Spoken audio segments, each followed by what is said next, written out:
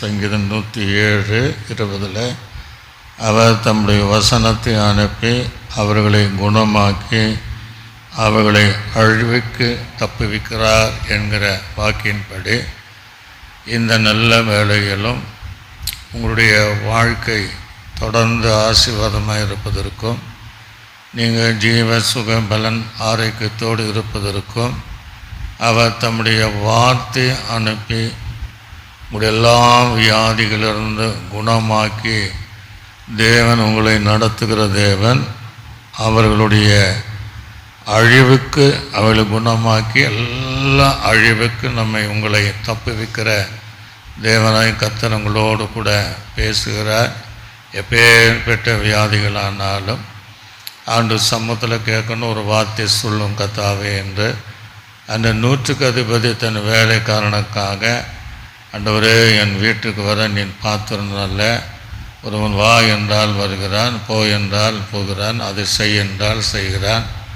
ஆகிய நீ ஒரு வார்த்தை சொல்ல ஆண்டவரே, என் வேலைக்காரன் சுஸ்தமுகமாவான் என்ற அந்த நிமிஷத்தில் கர்த்தர் சொன்ன அந்த வார்த்தையின்படி தேவன் அவருடைய வேலைக்காரனை சுகமாக்கினதை போல நீங்கள் எப்பேற்பட்ட வியாதிகளில் நீங்கள் இருந்தாலும், ஒருவேளை மருத்துவமனைகளில் நீங்கள் கேட்டாலும், மருத்துவரால் கைவிடப்பட்ட நிலைமையிலிருந்து இந்த வசனத்தை கேட்டாலும், நீ அவ்வளவுதான் என்கிற ஒரு வார்த்தை உங்கள் இதயத்தை கேட்க வந்திருந்தாலும், கர்த்தர் சொல்கிற வார்த்தை, ஒரு வார்த்தையை உங்கள்கிட்ட அனுப்புகிறாரு.